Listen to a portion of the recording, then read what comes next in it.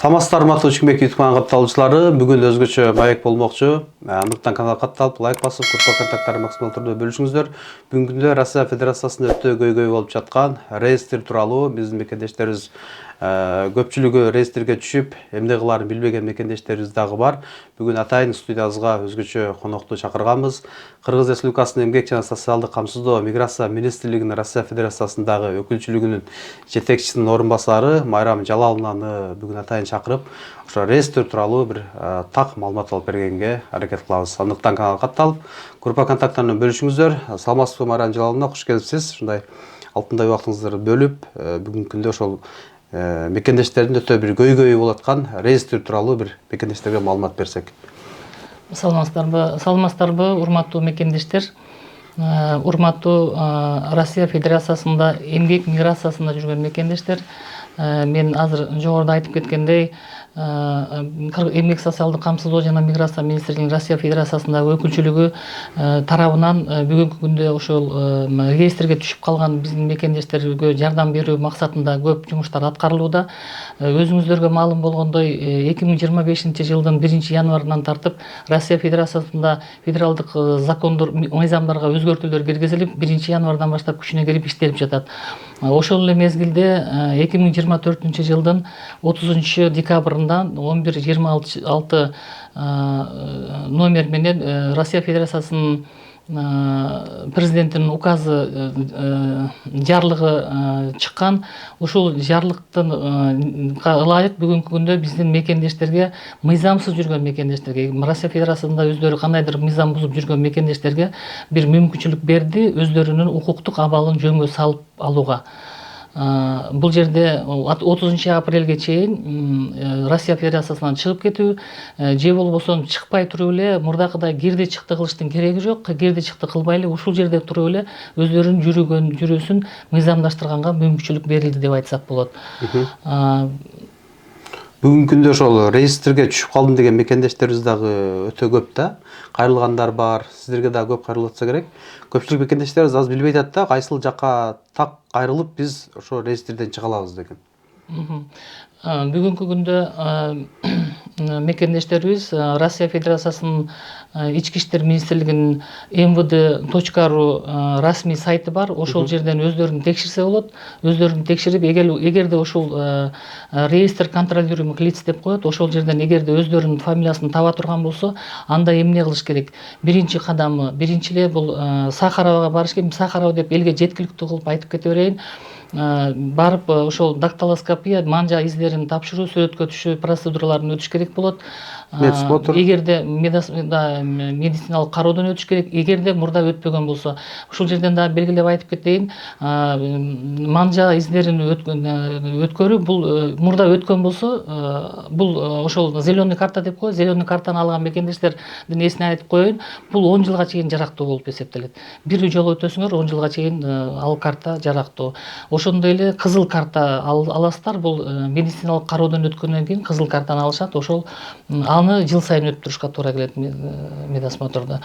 Сахарованын бүткөндөн кийин, экинчи келгенден кийин булар эмгек келишими, сөзсүз түрдө эмгек келишими болуш керек. Эмгек келишими түзгөндөн кийин регистрациясы каттоодо болсо, бүгүнкү күндө айтып кете турган нерсе, кайсыл жерде жашап аткан болсоңуздар, ошол жерге каттоого турганга аракет кылыңыздар. Бул закондун ушу требованиясы болуп атат. Ошол 3 документ, негизги документтер. Ошондой эле эгерде карыздары болгон болсо, анда ал карыздарды сөзсүз түрдө төлөш керек болот. Мурда может штраф алып калышкан, кандайдыр бир может автобустан штраф алып калгандар болот, или там дагы бир жерлерде. Ошон үчүн өзүңүздөр сөзсүз түрдө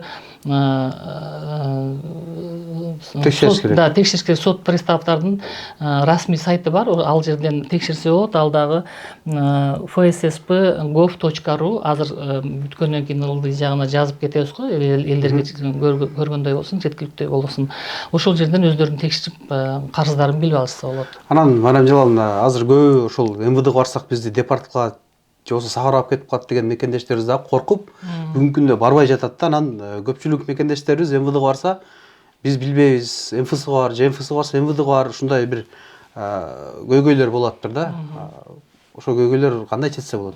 Бул жерде мындай, бизде кайрылууларда аябай көп киши чалат, ар кимиси ар кандай окуялар болуп калат. Ошондо сураганда кээ биркилер МВДда ошол жайгашат да, бул отдел по вопросам миграции деп МВДда жайгашат экен, кээ биркилер МФЦда жайгашкандар да бар экен. Андай учурларда мен ушу жарандардан уктум да, айтышты.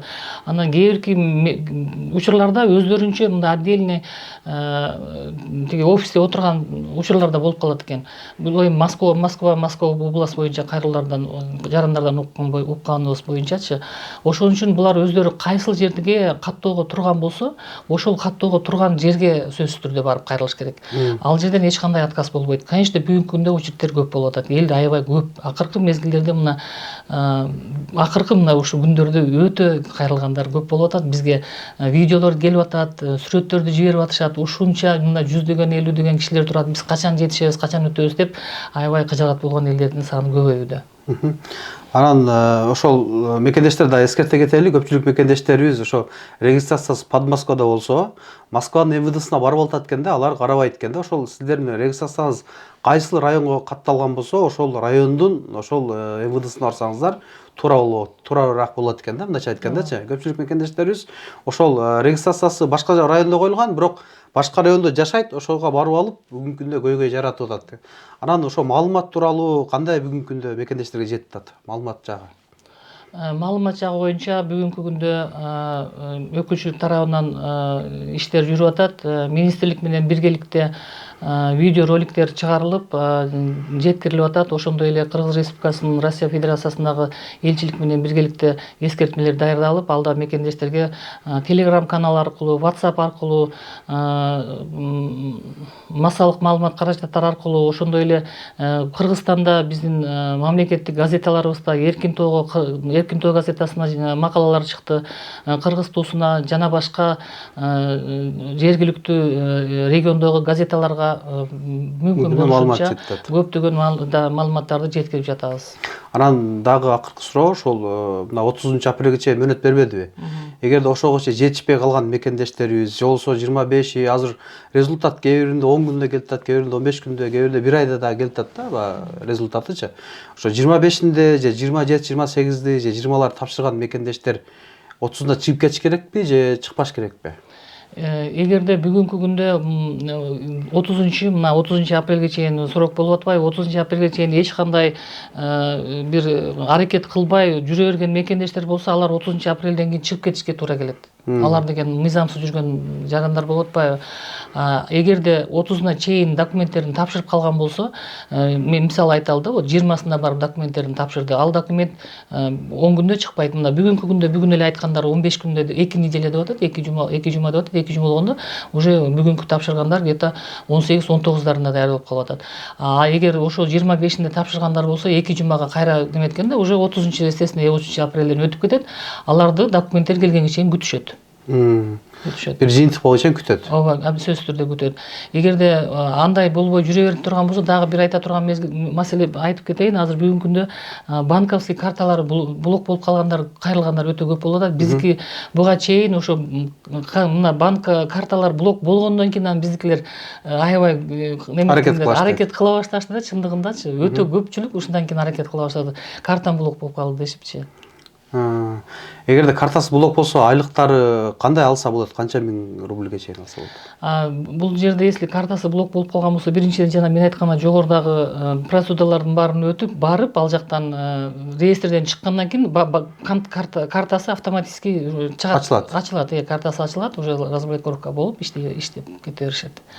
Эгерде буларды жанагынтип жогоруда айткандай 30-на чейин эч нерсе кылбай жүрө берип, анан 30-дан кийин дагы эле жүрө берем деген ой болсо, андай болбойт. Мекендештер, урматтуу мекендештер, айтып кетейин, андай болуп жүрсө, мыйзамсыз жүрө турган болсоңуздар, 30 апрелден кийин уже эч кандай сиздерге бир мүмкүнчүлүк болбой калат. Акчаңыздарды ала албай каласыздар. 30 000 эле акча аласыздар. Эгер картаңыздар блок болгон болсо, 30 000 алганга мүмкүнчүлүк болот. Андан ашыгын ала албай каласыздар. Никеге тура албайсыздар. Мындай недвижимость алганга, бир сатып алганга, бир немелерге катыша албай каласыздар. Көп ушундай сыяктуу бөгөттөр коюлуп калган. Ооба, урматтуу мекендештер, эгер түшүнбөгөн сурооңуздар болсо, биз ошол күнү түнү горячий линияларды экранга коюп коебуз, ошол жака байланышып чалсаңыздар болот. Бүгүнкү күндө Эмгек жана социалдык камсыздоо миграция министрлиги Россия Федерациясындагы күнү түнү мекендештерге азыр ушул тууралуу маалыматты так дана бергенге аракет кылып атат экен. Экрандарга мен коюп койдум. Россиянын булуң бурчундагы биздин мекендештерибиз ошол жака байланышып сурооңуздарга жооп алсаңыздар болот.